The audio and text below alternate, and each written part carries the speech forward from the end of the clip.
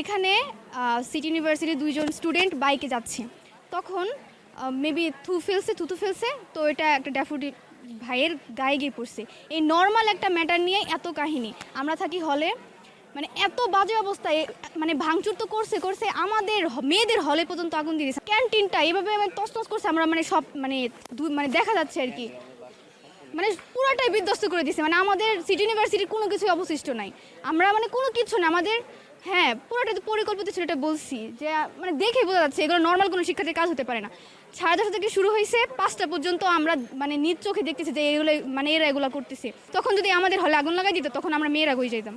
আমাদের মানে লুটপাট পর্যন্ত করছে আমাদের অ্যাকাউন্টসে, মানে মানে অনেক ল্যাপটপ ছিল, কম্পিউটার ছিল, আমাদের বিভিন্ন ডকুমেন্টস, তারা সব কিছু নিয়ে গেছে। তো মধ্যরাতে এরকম একটা হামলা তারা আমাদের মধ্যে আতঙ্ক করছে। ইভেন তারা আমাদের মহিলা হোস্টেল, ফিমেল হোস্টেলে পর্যন্ত ওরা আতঙ্ক সৃষ্টি করছিল এবং ঢিল পাটকেল ছুঁড়ে আমাদের ক্যাফেটেরিয়া, মেয়েদের হলের ক্যাফেটেরিয়া, ইভেন আমাদের ভিতরেও ওরা আমাদের অ্যাটাক করেছিল।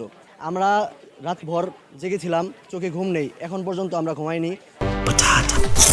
বাছাই করা আলু আর স্পাইসি সিজনিং এ প্রাণ পোটাটা চিপস নাকি বিস্কিট খেয়ে বোঝে নাও। তারা কোনোভাবে শিক্ষার্থী হতে পারে না, তারা সন্ত্রাসী। আমি এক প্রকার বলবো তারা সন্ত্রাসী। কালকে আমাদের ইউনিভার্সিটিতে সন্ত্রাসী হামলা চলছে।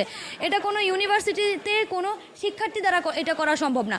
কোনো শিক্ষার্থী সে নিজে শিক্ষার্থী হয়ে আরেকটা শিক্ষা প্রতিষ্ঠান এভাবে ক্ষতিগ্রস্ত করবে, আরেকটা শিক্ষা প্রতিষ্ঠানে এভাবে ভাঙচুর চালাবে, ধ্বংসযজ্ঞ চালাবে, এটা কোনো শিক্ষার্থী দ্বারা সম্ভব না। তারা আমাদের ইউনিভার্সিটি ভেঙে চুরে তারা যে আনন্দ উল্লাসে মেতেছিল, এটা আমরা ঠিকই দেখেছি। প্রত্যেকটা ভিডিওতে আমরা দেখেছি, আমার কাছে ইভেন এখনও ক্লিপ আছে তাদের আনন্দ উল্লাসের।